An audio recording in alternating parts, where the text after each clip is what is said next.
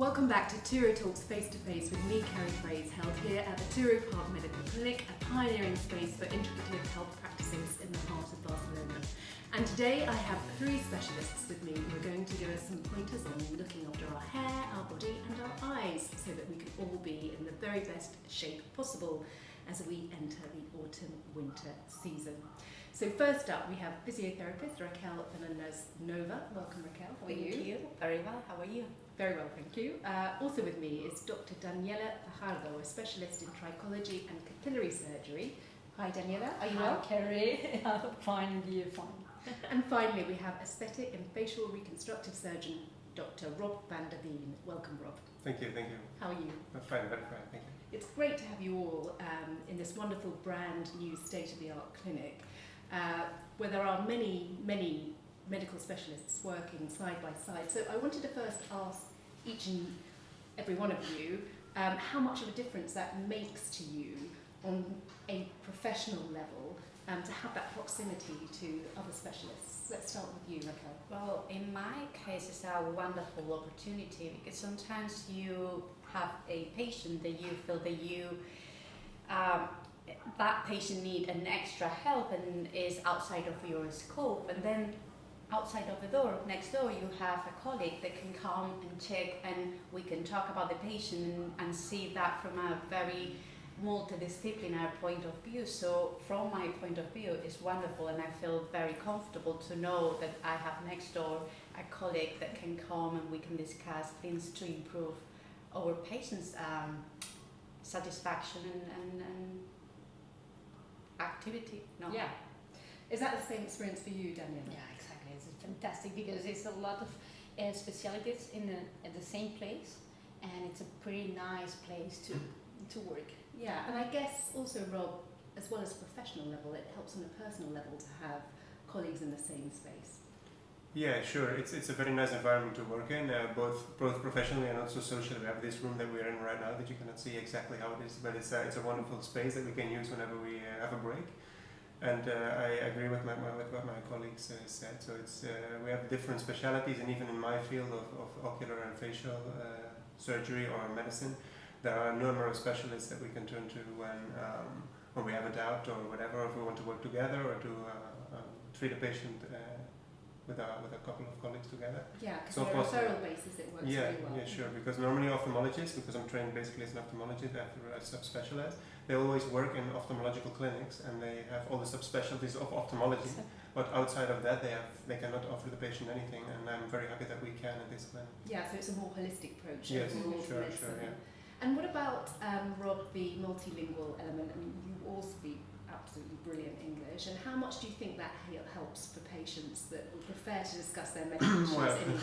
Every doctor is also a patient, so from my point of view, I'm living now here 3 years, and me seeing myself, for instance, going to a doctor, I really appreciate it still that they, if they would speak to me in a good English, because I can speak Spanish quite okay.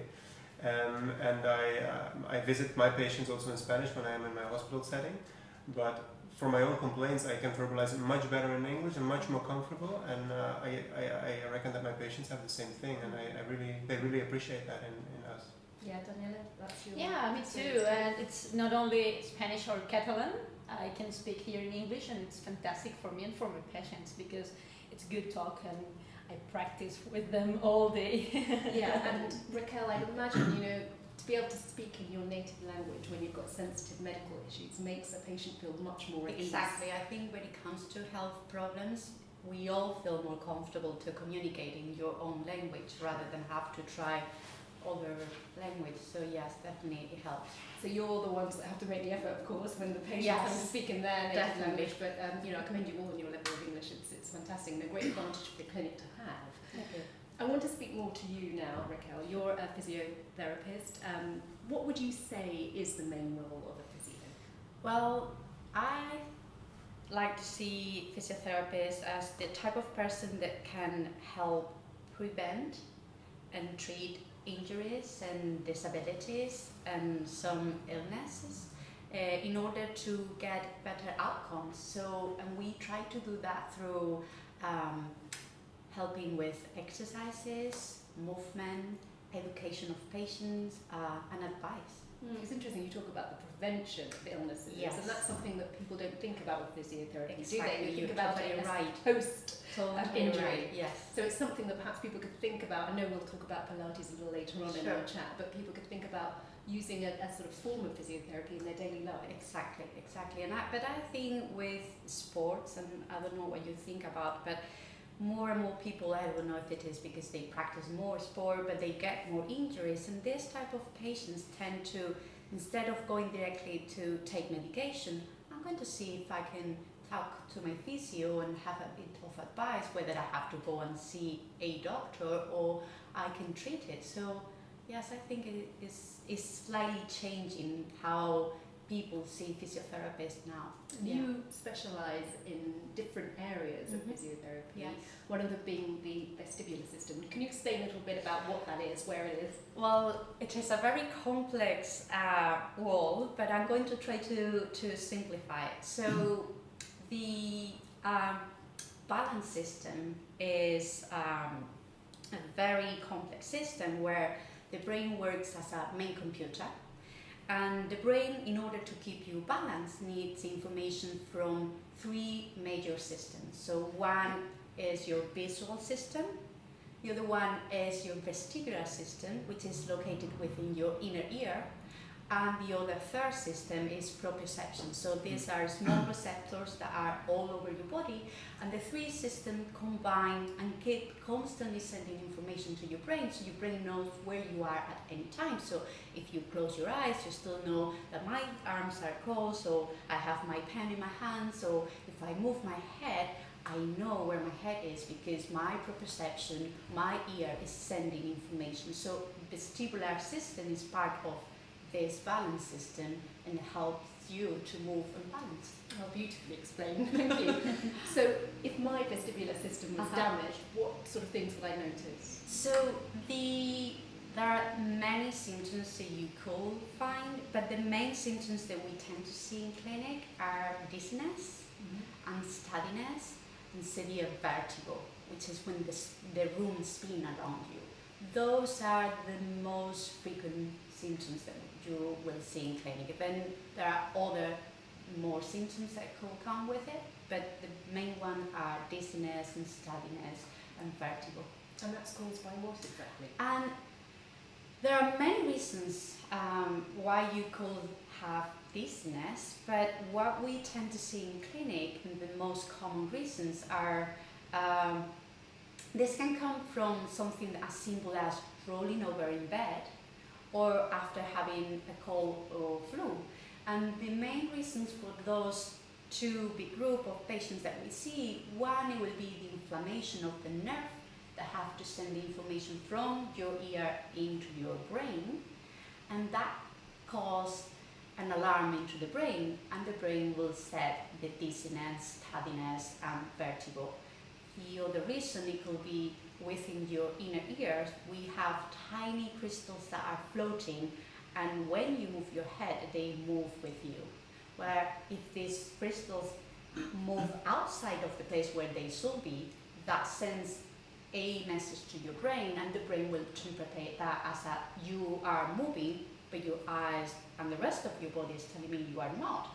And that will start that spinning sensation. So that is positional vertigo, and is one of the most common reasons of dizziness.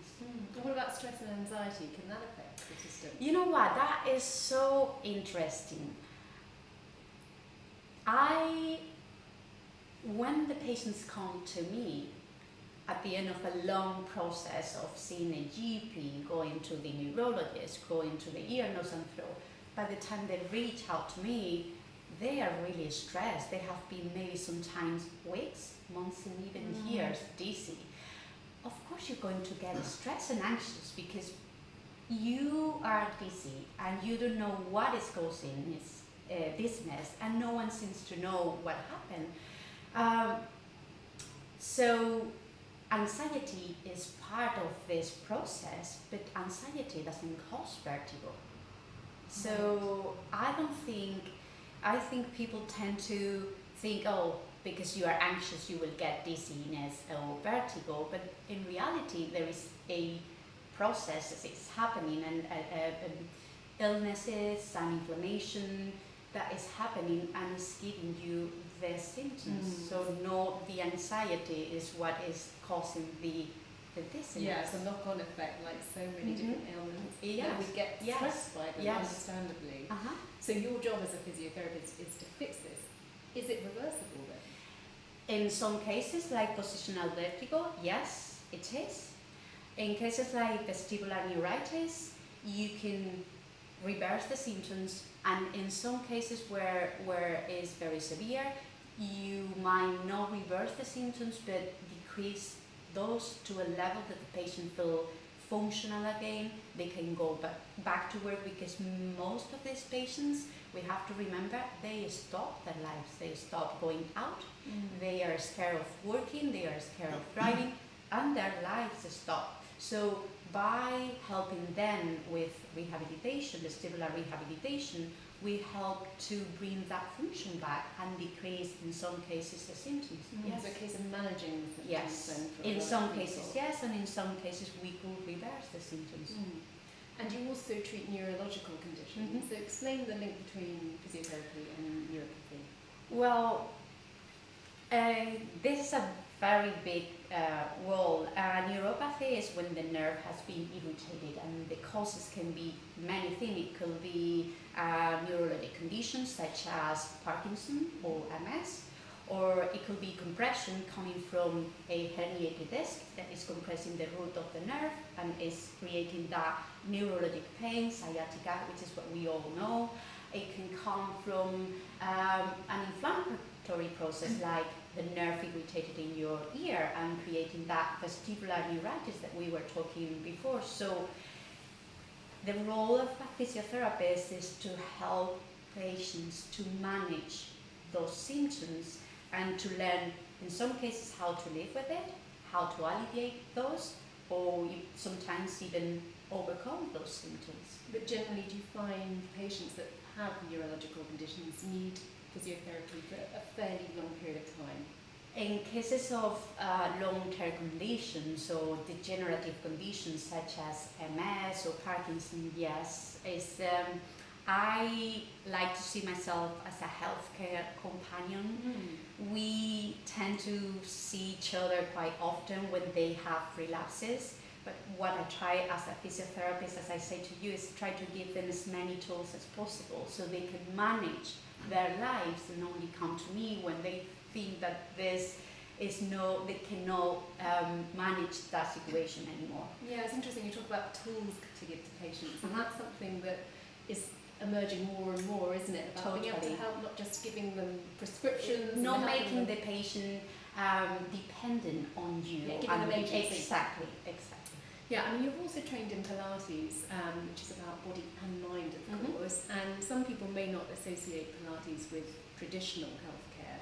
So perhaps you can explain a bit on how Pilates can help with general day-to-day well-being. Yes, so it's really interesting because Pilates, as we know now these days, is to be fit and strong and define your figure. But which is great. Which is wonderful. It's wonderful. But the way that Pilates was created, it was by someone that struggled with postural problems and pains and aches. So therapeutical Pilates help you to learn to be aware of your posture. Most of my patients don't know where their shoulder is, where their back is, or how their posture should be. So what Pilates help us is to teach patients about body awareness and how your core muscles can help with that posture, and how working with your core muscles, which is a key element on Pilates, can help even to prevent to have backache, or how to improve when you run or when you do a sport. So you can use Pilates in many ways, not only just to look great, also to help your patients to have more tools to be more functional, or to be better at sport, or to prevent back problems. A win-win situation, basically, isn't it, with Pilates? Raquel, it's been fantastic to speak to you. We'll speak to you at the end of our chat. But Rob, I want to turn to you now. This chat. It's called Face to Face, Hmm. and one's face, I would say, is one of our most important possessions, right? Yeah. One has to be happy with one's face. Absolutely.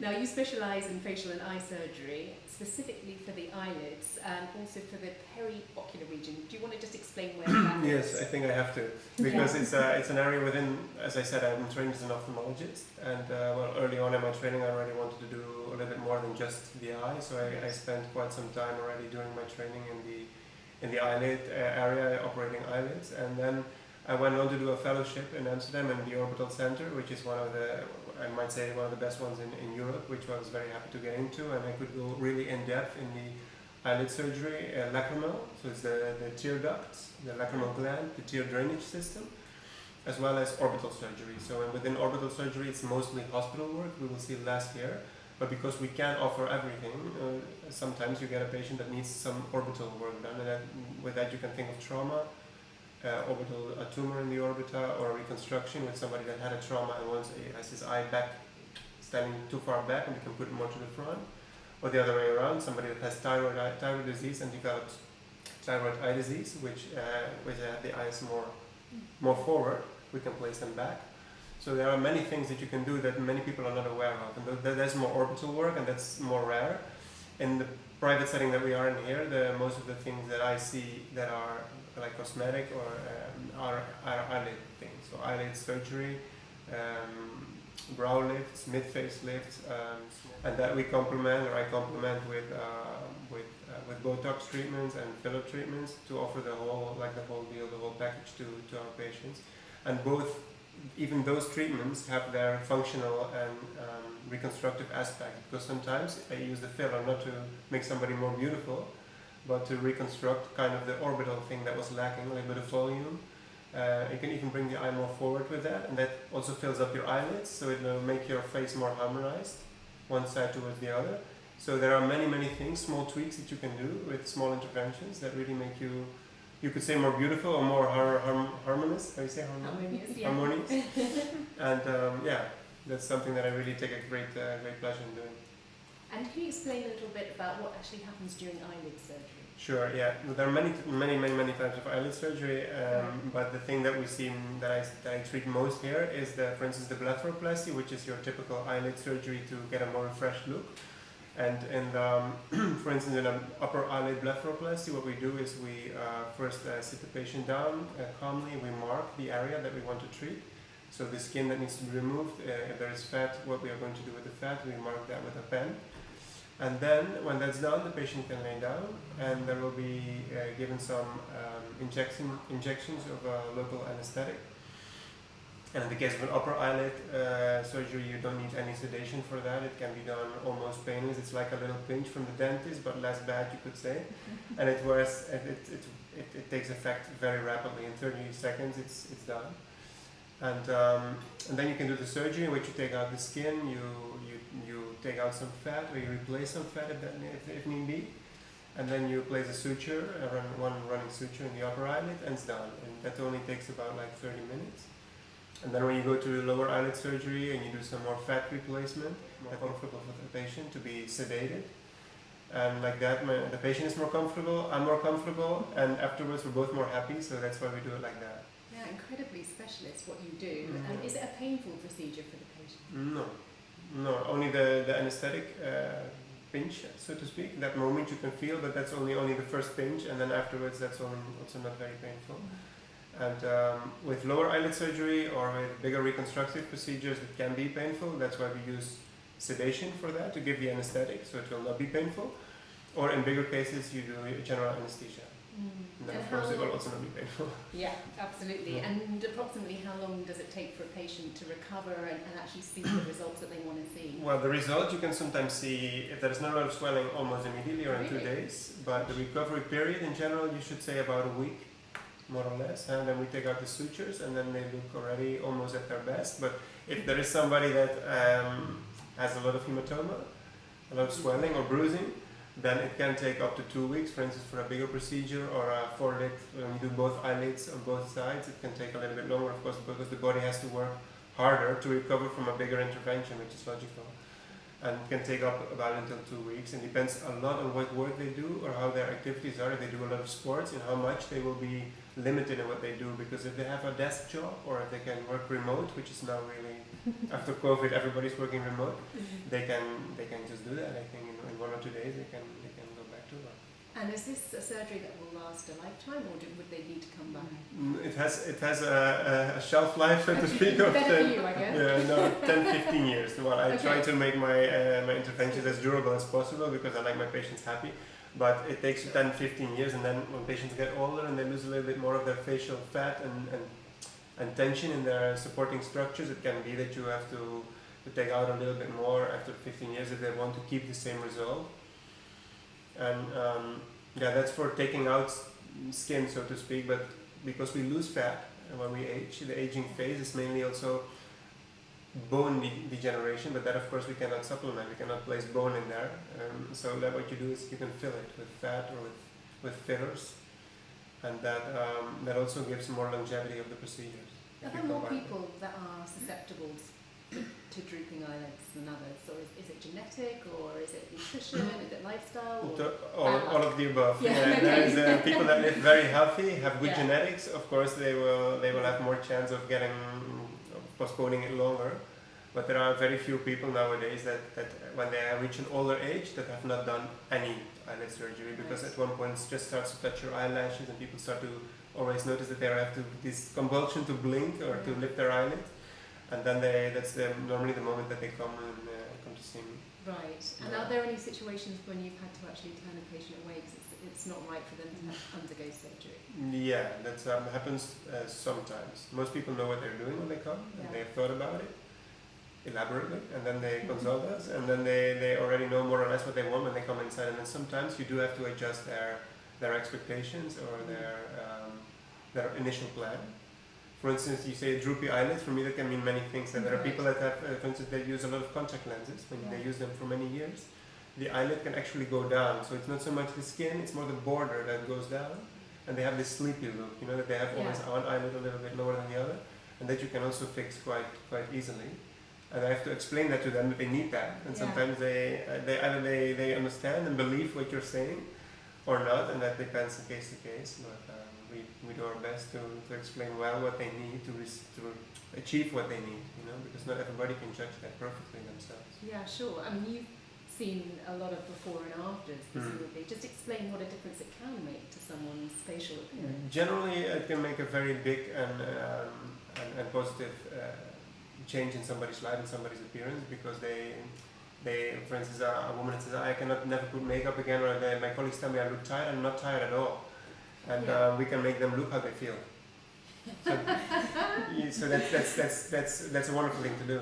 Yeah, I mean, just to be authentic, right? Yeah, That's what we're it's not even searching to for. make them who they're not. It's to make them how they're feeling. Their energetics will make them feel like that, because they are not tired. And what was your other part of the question, sir? Yeah, no, just how it can make one. Oh yeah, the difference. Yeah, no, Look it's in general it's very positive. Yeah, and I guess on a confidence level as well, it's a huge boost. Sure, yeah. That's why we see also more and more younger people already with a little bit of skin acne, a little bit of droopy eyelid, have been using contact lenses since they were 10 years old. And they're fishing out what could be done that will not make them look different, but better, you know. So that's something that a younger patient could go ahead Sure, with. yeah, Suggest. yeah. The ptosis, or the lower standing eyelids, because when you see that like a little bit droopy, like they're just awake or they're sleepy, those things are often done in younger patients, and they can be done minimally invasive, just from the inside of the eyelid without a scar on the outside. So these things are very attractive to offer our patients. Great. Yeah. Well, thanks so much. You're We'll chat to you later on. And Daniela, finally, let's talk to you. And you're a specialist in trichology and capillary surgery. It's all about hair loss, making our hair look beautiful. We've talked about bodies, we've talked about face. Hair is extremely important, isn't it? And also the hair gives one huge amount of confidence, doesn't it? But hair loss can be a normal part of aging, especially in men. But what other reasons can cause hair loss? Well, Carrie, it's important to know that it's especially, but not only in men. Female hair loss is also an important situation and has similar effects than on men. This is called androgenic alopecia, which is very common. Moreover, we can talk about telogen effluvium, that is acute hair loss in a specific time with a start and end, like childbirth period, post-COVID, or illnesses, stress, among others. But if the hair loss lasts more than 6 months, we are dealing with chronic effluvium. We also have the well-known fall in autumn called seasonal effluvium. It is actually the consequence of the alteration of the follicles in spring and summer, with the sun, rain, and salt acting as external aggressors, which detach the hairs from the root and do not fall until 3 months later, that already in autumn. Also, autumn coincides with the return to routine, which usually generates more stress. Yeah, and there are other uncommon hair losses like areata alopecia, frontal fibrosing alopecia, traction-related alopecia, trichotillomania, it's a take out by yourself, etc. Yeah, you mentioned stress starting in the autumn. So, how much of an effect does stress and anxiety have on losing one's hair? Okay, there are 3 main phases in the hair life cycle. When the follicle is at a maximum development, when the follicle becomes inactive, and when the follicle is at rest waiting to fall out. This is the shedding phase. Physical or emotional stress stimulates the activation of many follicles to enter to the shedding phase, and 2 or 3 months after the stressful effect, massive shedding begins. This is what happens in acute telogen effluvium, and it is when the follicular cycle goes faster in the telogen phase. This is the resting and shedding phase of the follicle, and it falls out in greater quantity. Even for women with long hair can see a loss of ponytail volume up to 50%. That's a lot. Yeah, it's horrible. Yeah. And many of my patients are coming for that. Yeah, but of course they can recover from it. We need to give them that hope, of course. There's much debate, isn't there, about whether hair loss is hereditary or not. Where do you stand on that? Well, the androgenic alopecia. Yeah. It is partly due to hormones and partly due to genetics. Right. So most of the time it's hereditary. And how much of an effect do you think hair loss has on people's self-confidence in your experience from what you've seen? Yeah, in many occasions this is a main cause of consultation of patients. They need to feel good about themselves. There are those who come because their partner has asked them to do something with their hair. On my Instagram, I say it several times that 90% of the selfie is your hair. Yeah. And that is something that the patients feel too. Yeah, so it's worth spending the time and the effort to find out how to look after it properly. Exactly. When I was doing research for our chat, I discovered that you offer something called PRP. It's something that I don't know about. So could you explain a little bit about it and how that works? Yeah, this platelets-rich plasma. Right. This is the liquid part of your blood that is obtained after separating the cells by centrifuging in a machine, and contains the growth factors that are injected locally into the scalp to achieve increased hair growth and thickness. It has a lot of benefits like stimulate hair growth and volume, reduce hair thinning. It's very safe because it's your blood. Yeah. And it's a non-surgical treatment. Sounds wonderful. It's fantastic. I love this treatment. Yeah. Is this fairly recent? And how often would you need to keep having it? Yeah, no, it's pretty good, and I do fantastic. But so many people, it's not recommended in an oncologic patients, Right. or people who have a blood disease. We avoid performing this procedure. But for healthy individuals who just want to It's good. enhance their hair Yeah, growth, young people, the old. and approximately how often would you have to have it to keep your hair healthy? The results in for first session until the 3 or 4 months you can see results. Okay. Yeah. And that lasts for approximately how long? How long? Years? Months? Years? Well, we do, but in the first year for 3 or 4 sessions, Right. and then you can do for maintenance to every 6 months. Okay. As an alternative to that, for patients perhaps who can't be offered that treatment, you offer capillary surgery. Explain how that works. Yeah, it's a hair surgery. We transplant. So it's a traditional hair transplant. Yeah, that people would know exactly. about. Exactly. It's like the plants. It's the same. Yeah, Okay. We transplant the complete follicular units together with the stem cells from the donor area, which is almost always the back Right. of the head and the sides, to the bulb area, almost this, that needed. Yeah. The donor area is the one that will not fall, does not fall to an area to have no hair previously. A definitive. We No, can that's cut. great. We can cut. It makes perfect sense to me. Sorry. It's all good. It's all good. But the donor area is one that will allow us to know if the surgery is viable or not. Right. Since this is the hair that never falls out, Okay. as it does not depend on hormones or genetics. So generally, how effective is this kind of surgery if someone was thinking Yeah, about it's pretty effective with good definitive results approximately in a year after surgery, and especially if you continue it when you know the patients continue with oral and local treatment such as mesotherapies or PRP to take care to the native hair, not only the transplanted hair. So for anyone watching or listening to this who might have hair issues, and as we've been saying, you can feel very low and depressed about hair loss, but they might be reticent about coming to see someone because they're embarrassed, what would you say to them? To the people, well, I would tell him that or her to be a calm, Right. okay, that it's something normal, okay, and that has a solution. That should go to a consultation to make a diagnosis and determine the best treatment to stop this annoying fall.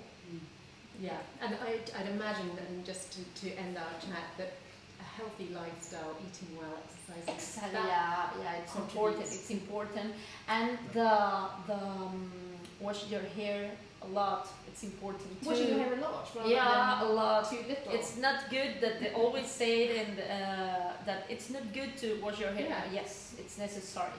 how to wash your often, hair. just to put Well, it into perspective. it's important to know. You need to know your scalp and your kind of hair, because if you have the dry hair, Yes. dry Dry scalp. scalp, exactly, dry scalp, you need to do one day by day in between. Okay. Okay, and if you have the Greasy, yeah. greasy hair, you need to do all days. That's so interesting, because obviously when Yeah. you go to hairdressers, I don't know if you guys Yes, find, totally. they'll just say, oh, you should wash your hair X amount without Yes. any kind of medical Yes. background, without really understanding your Mhm. hair. So people could just come to you just to know how often, but to wash their hair. It's a simple Now it's basic important. stuff. It's Yeah. important first to know your hair and your scalp, and then if you have the waved hair, you can do in another time. If you have the afro hair, you can do in another time. It's they are all the situations for do that. Yeah, well, you obviously know what you're doing, because you have beautiful hair, and I guess for Thank someone you. working in your specialism, you would need It's to. important. It's important because all the Yes. patients tell me, "I want your hair." Yeah. Okay. Right, yeah, no pressure, you've got to keep it up. But Exactly. really interesting, thank you so much. Thank you Daniela. too, Kerry. And I just wanted to put out just one last question to all of you before we end our chat today, as we move into this different stressful period, as you say, because we're picking up on work, it's goodbye to the summer, it's that long run up to Christmas and New Year. So starting with you, Raquel, if you'd give just one piece of advice, health advice to patients. My piece of advice Yeah. is keep moving, regardless of what is your pain, your condition. Yeah. Never stop and keep moving, Yeah. and seek for help if you need with a professional healthcare. Sure, so when all those people working from home stuck at their desk every, 20 minutes, get up, walk around the table? Actually, it's more important how often do you move, then the type of chair that you use or the type of desk that you have. That's really interesting. Okay, yeah, so you always need to time So away. keep moving. Yes. Okay. Rob, what would you say? Well, I completely agree. I think that even as an ophthalmologist and also for facial aesthetics, it's just good to move and to be healthy. Yeah. And if you need glasses to see well, put them on. And if you go outside in the sun, make sure that they are sunglasses and put some sun protective screen on. Even And, in this Well, season. now today I would not.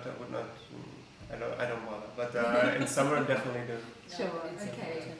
And Daniela? The sun protecting the hair, it's important to. The people don't know, but No. it's important.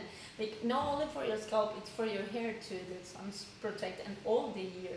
So you, It's not only- protecting your face, you're protecting your hair. Yeah. It's You great have for you the- have in the shops the sunscreen Yeah, for Yeah, hair. it's great. Yeah. Right. Exactly in sprays. Okay, brilliant. Yeah. Fantastic advice. Thank you so much, Daniela, Rob, Raquel. It's been Thank you fantastic to so speak to you all at the Turó Talks Thank you. today. And thank you for watching us again. If you want to make an appointment with one of our specialists here that I've been chatting to today, then please visit the Turó Park Clinic website. It's turoparkmedical.com. We hope that you found our discussion today useful. I certainly have. And I'd love to see you next time on Turó Talks face to face. Bye for now.